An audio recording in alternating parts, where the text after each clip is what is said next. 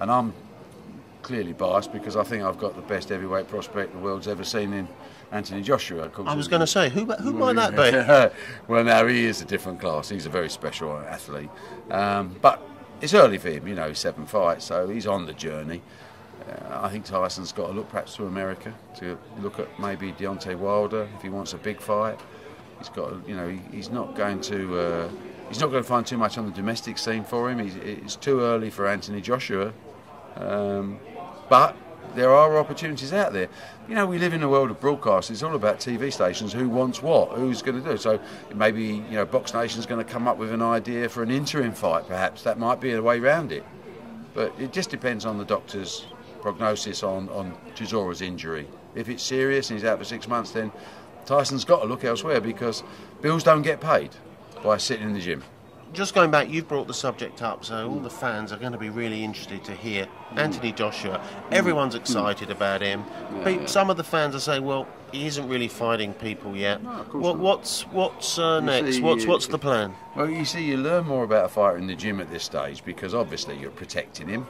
I mean, he's a young man, he's 24 years old. Trust me when I tell you, this is the best I've ever seen. Now, it doesn't mean to say he goes on to unify the world heavyweight title, but he's going to be in the shake-up. He's 24, he's still improving.